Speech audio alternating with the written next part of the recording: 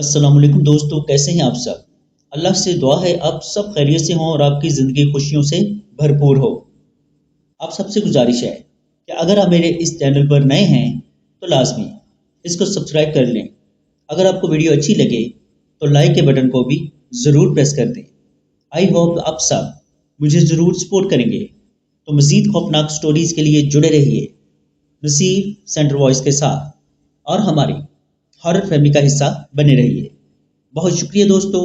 बढ़ते हैं आज की स्टोरी की तरफ। दोस्तों, ये स्टोरी आयशा की है जिनका ताल्लुक कराची के इलाके दस्तगीर से है। आइए सुनते हैं आयशा की स्टोरी उन्हीं की जुबानी।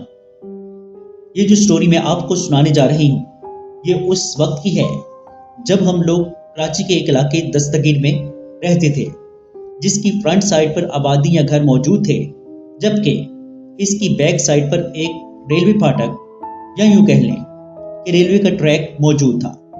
जो लोग फेडरल बी एरिया में रहते हैं उनको पता होगा कि पहले वक्तों में ये जो दस्तगीर की बैक साइड थी वहां पर ना सिर्फ ट्रेनों की आमदरफ्त हुआ करती थी बल्कि अक्सर मालगाड़ियां भी उस रास्ते से गुजरा करती थी। जो हमारा घर था यानी इसकी जो बैक साइड थी उसके बाद कोई घर मौजूद ना था। हाँ, थोड़ा सा खुला इलाका था और उसके बाद रेलवे ट्रैक मौजूद था। तो हम लोग बहुत आसानी से अक्सर रात के औकात में बैक साइड यानी कि पिछली खिड़की पर खड़े हो जाते और वहां से जो रेल या मालगाड़ी गुजरती उनको अक्सर देखा करते थे। हमारी फैमिली में हम 3 बहनें और 2 भाई थे। हम तमाम बहनें एक कमरे में रहा करती थी जबकि दूसरा कमरा मेरे वालिदैन के इस्तेमाल में था और तीसरा कमरा मेरे भाई इस्तेमाल किया करते थे। खैर, एक दफा कुछ ऐसा हुआ कि रात के तकरीबन 2 या 2:30 बजे का वक्त था। इत्तेफाक से मेरे तमाम घर वाले सो चुके थे और मैं अकेली घर में इधर उधर टहल रही थी।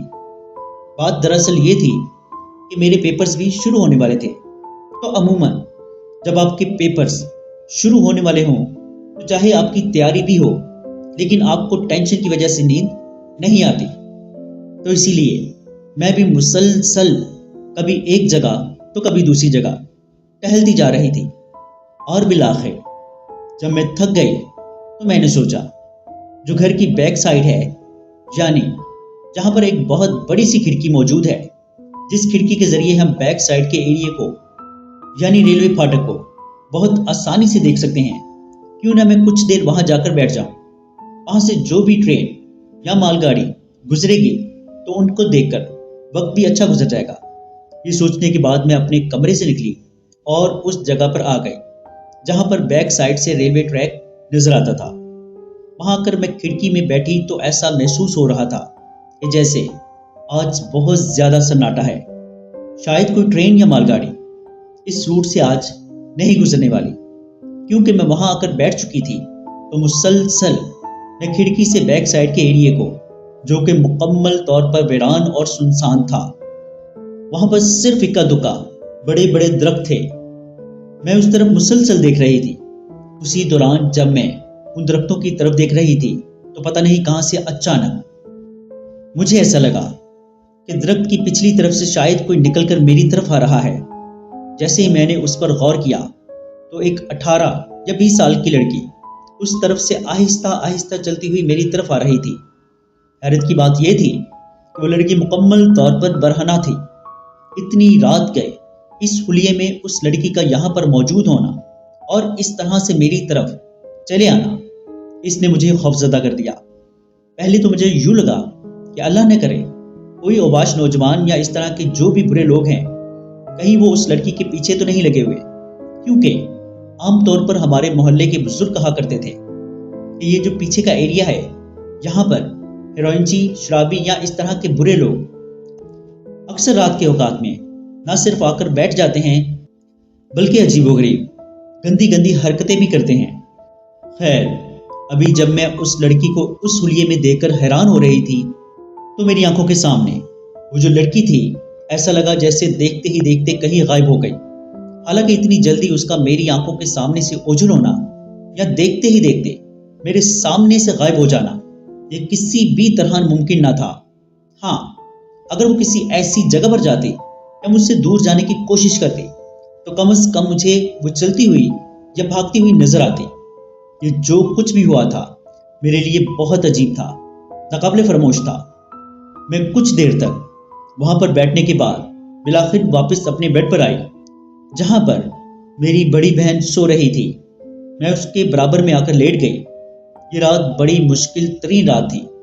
ایسا لگ رہا تھا کہ مسلسل مجھے اس کمرے میں، جس کمرے میں میں سونے کے لیے لیٹی ہوئی تھی، مسلسل نہ صرف خوشبو آ رہی تھی بلکہ کسی کی موجودگی کا احساس بھی ہو رہا تھا۔ خیر، جیسے تیسے اللہ اللہ کر کے یہ رات گزری، اور جب دن کا وقت شروع ہوا تو میں اس واقعے کو مکمل طور پر بھول چکی تھی۔ سارا دن مصروفیت میں گزرا۔ مغرب ہونے کے بعد جیسے ہی آہستہ آہستہ اندھیرا بڑھنا شروع ہوا تو اچانک کل رات کا جو واقعہ میرے سامنے پیش آیا تھا وہ میری آنکھوں کے سامنے گھومنے لگا۔ میں کوشش کر رہی تھی کہ اس واقعے کو نظر انداز کر سکوں، لیکن آج بھی وہی کیفیت، وہی بے چینی، وہی پریشانی تھی جو نہ صرف مجھ پر طاری تھی بلکہ چاہنے کے باوجود میں سو نہیں پا رہی تھی۔ ایسے ہی وقت گزر گیا اور میرے سب گھر والے گہری نیند سو گئے، اور جب رات کے 2 بجے کا وقت ہوا تو میں اکیلی اس پورے گھر میں جاگ رہی تھی۔ اب میں چاہتی تھی کہ کسی بھی قیمت پر میں بیک سائڈ والے حصے کی طرف نہ جاؤں، جہاں سے ریلوے ٹریک سامنے نظر آتا تھا، لیکن کچھ دیر بیٹھنے کے بعد مجھے واضح طور پر محسوس ہونے لگا جیسے کوئی میرا نام لے کر مجھے بلا رہا ہو۔ ایسا لگ رہا تھا جیسے کسی لڑکی کی آواز مسلسل میرا نام پکار رہی ہو۔ عجیب بات یہ تھی کہ وہ لڑکی کی آواز جو مجھے بلا رہی تھی، جب میں نے اس آواز پر غور کیا تو وہ آواز بیک سائڈ سے، جہاں وہ ریلوے پھاٹک تھا، وہیں سے آ رہی تھی۔ اب دل نے کہا کہ وہاں جا کر دیکھوں کہ کون ہے، لیکن عقل کا تقاضا تھا کہ وہاں جانا خطرے سے خالی نہیں ہے۔ بہرحال کچھ دیر تک خود کو سمجھانے کے بعد میرے قدم خود بخود بیک سائڈ ونڈو کی طرف بڑھنے لگے۔ جیسے جیسے میں اس ونڈو کی طرف بڑھ رہی تھی ویسے ویسے میرے دل کی دھڑکنیں نہ صرف تیز ہو رہی تھی بلکہ ایسا لگ رہا تھا جیسے کسی بھی لمحے میرا دوبارہ اس لڑکی کے ساتھ سامنا ہونے والا ہے۔ اور پھر ایسا ہی ہوا۔ جب میں اس کھڑکی کے پاس جا کر دوبارہ بیٹھی تو بظاہر تو کچھ بھی نظر نہیں آ رہا تھا، لیکن جیسے ہی میں نے اس درخت کی طرف دیکھنا شروع کیا جس درخت کی طرف سے وہ لڑکی کل رات میرے سامنے آئی تھی، تو اچانک وہ لڑکی دوبارہ اسی درخت کے پیچھے سے نہ صرف میرے سامنے آ گئی بلکہ ایسا لگ رہا تھا کہ وہ آج بھی بے لباس ہے اور ویسے ہی بغیر کپڑوں کے چلتی ہوئی میری طرف بڑھ رہی ہے۔ اب جیسے جیسے وہ لڑکی میری طرف چلتی آ رہی تھی میری سانسیں جیسے رکنے لگی۔ ایک عجیب سی کپکپاہٹ میرے پورے وجود پر چھا گئی۔ ایسا لگ رہا تھا کہ جیسے وہ لمحہ میرا آخری وقت ہو۔ جب وہ لڑکی میرے بالکل قریب آ گئی اور ہم دونوں کے درمیان بمشکل 10 سے 12 فٹ کا فاصلہ تھا تو مجھے اچانک پیچھے سے امی کی آواز سنائی دی۔ جب میں نے پیچھے پلٹ کر دیکھا تو ماں جی میرے پیچھے کھڑی تھی اور پوچھ رہی تھی، اتنی رات گئے اس سنسان ریلوے فاٹک پر کیا تلاش کر رہی ہو؟ جیسے ہی ماں جی نے مجھ سے یہ سوال کیا تو میں نے ان کے سامنے اس درخت یا اس لڑکی کی طرف اشارہ کیا، لیکن عجیب بات یہ ہوئی کہ جب ماں جی نے اس سمت میں دیکھا تو وہاں کوئی بھی موجود نہ تھا۔ اب میں ایک عجیب سی کیفیت میں مبتلا ہو چکی تھی۔ میں چاہتی بھی تھی کہ اپنی امی کو سب کچھ بتا دوں، لیکن نہ جانے کیوں میں نے چپ سادھ لی۔ ماں جی نے کہا کہ اتنی رات کو یہاں مت بیٹھو، واپس کمرے میں آؤ اور سو جاؤ۔ جب میں ان کے کہنے پر اپنے کمرے میں آئی تو آیت الکرسی پڑھی اور سونے کی کوشش کرنے لگی۔ اللہ اللہ کر کے جب مجھے نیند آئی، مجھے اچھی طرح یاد ہے کہ میں گہری نیند میں تھی اور اس بات کا حقیقت سے کوئی تعلق نہ تھا۔ میں نے خواب میں دیکھا کہ میں اسی جگہ یعنی اپنے گھر کی بیک سائڈ والی کھڑکی کے پاس کرسی پر بیٹھی ہوں اور رات کے تقریباً 2 سے 3 بجے کا وقت ہے۔ میں مسلسل اس درخت یا اس ریلوے فاٹک کی طرف دیکھ رہی ہوں۔ ایسا لگ رہا ہے جیسے میں اس لڑکی کا انتظار کر رہی ہوں اور میری آنکھیں اسے تلاش کر رہی ہیں۔ اسی دوران منظر بدلتا ہے۔ میں دیکھتی ہوں کہ ایک لڑکی जिसके पीछे बहुत सारे गुंडे लगे हुए हैं, अपने आप को बचाने की कोशिश कर रही है। और वो लोग जो इसके पीछे लगे हैं मुसलसल उस लड़की को तंग कर रहे हैं, इसका पीछा कर रहे हैं, पकड़ने की या इसको पकड़कर इसके साथ ज्यादती करने की कोशिश कर रहे हैं। वो लड़की पूरी कोशिश कर रही थी कि किसी तरह इन औबाश आवारा लोगों से खुद को बचा सके। बहरहाल देखते ही देखते वो लड़की एक दरख्त के नीचे आई और जो लोग उसके साथ जबरदस्ती करने की कोशिश कर रहे थे वो इसको पकड़ने की कोशिश करते हैं। उसी दौरान वो लड़की अचानक एक रस्सी दरख्त की तरफ फेंकती है, यानी वो रस्सी को दरख्त के ऊपर फेंककर एक फंदा बनाने की कोशिश करती है। जैसे ही वो रस्सी नीचे जमीन की तरफ आती है तो वो लड़की उस रस्सी के जरिए अपने आप को फंदा डालकर लटकाने की कोशिश करती है। तो वो लड़की इस रस्सी के जरिए अपने आप को फंदा डालकर लटकाने की कोशिश करती है और ऐसा ही हुआ। उसने इन सब के सामने खुद को लटका दिया और चंद ही लम्हों में इसकी जान निकल गई। अब जैसे ही मैंने यह ख्वाब देखा तो अचानक मेरी आंख खुल गई और जैसे ही मेरी आंख खुली मैंने देखा जिस बिस्तर पर मैं सो रही थी मेरे बिल्कुल बराबर में वही लड़की जिसे मैंने अभी अभी ख्वाब में देखा था न सिर्फ खड़ी हुई थी बल्कि मेरी तरफ देखकर मुस्कुरा रही थी। जैसे ही मेरी आंख खुली और मैंने उस लड़की को अपने सामने खड़ा देखा तो मैंने न सिर्फ जोर जोर से चीखना शुरू कर दिया बल्कि मेरी चीखों की आवाज सुनकर सबसे पहले मेरी बहन उठकर बैठ गई। मेरे घर वाले फौरन मेरे ऊपर दम करने लगे और कुछ देर बाद जब मेरी हालत कुछ बेहतर हुई तो मैंने अपने वालिदैन को सारा वाकया तफसील से बताया। ये सब सुनने के बाद मेरे वालिद का यही ख्याल था कि शायद ये तुम्हारा वहम हो या सिर्फ एक ख्वाब हो, इसे नजरअंदाज कर दो। लेकिन फिर भी अगले दिन वो मस्जिद के इमाम साहब से मिलने का इरादा रखते थे। जैसे तैसे वो रात गुजरी और सुबह हुई। अगले दिन मेरे वालिद साहब मस्जिद गए और इमाम साहब को जाकर सारा वाकया मिनवन सुना दिया। मेरे वालिद बताते हैं कि इमाम साहब ने सारी बातें बहुत गौर से सुनी और सुनने के बाद उन्होंने कहा ये जो पिछला इलाका है, खास तौर पर जहां ये रेलवे फाटक मौजूद है, उसके बारे में पहले ही बहुत से किस्से और कहानियां मशहूर हैं।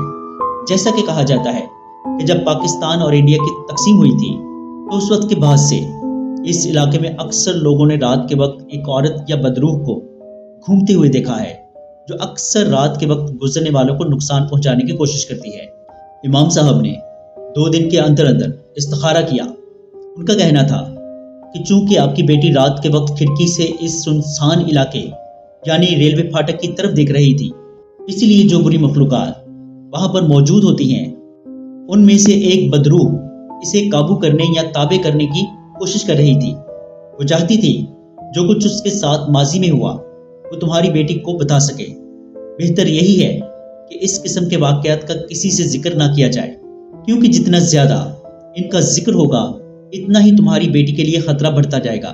तकरीबन आने वाले 10 से 15 दिन तक किसी भी सूरत में अपनी बेटी को घर से बाहर ना निकलने दे और अगर मुमकिन हो तो इस पिछले हिस्से की तरफ जाना तो दूर देखने से भी परहेज करे।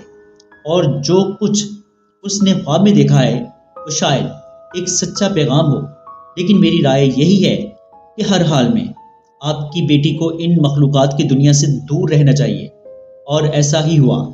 इमाम साहब जैसा कि हिदायत देकर गए थे, जो भी आयात या दम करने की चीज़ें बता कर गए थे, मैंने वो सब किया और अल्लाह का लाख लाख शुक्र है कि आहिस्ता आहिस्ता मेरी हालत बेहतर होने लगी। इसके बाद से ना मुझे वो लड़की नजर आई और ना ही ऐसा कोई ख्वाब आया। जी दोस्तों, कैसी लगी आपको स्टोरी? कमेंट बॉक्स में अपनी राय का इजहार ज़रूर कीजिएगा।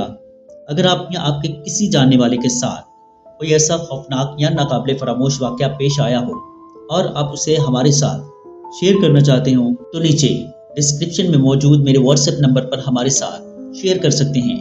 अपना और अपने घर वालों का बहुत सा ख्याल रखिएगा। मुझे और मेरे घर वालों को अपनी दुआओं में ख़ुसूसी तौर पर याद रखिएगा। अल्लाह ने चाहा तो मिलते हैं किसी और खौफनाक स्टोरी में। तब तक के लिए अल्लाह हाफिज़।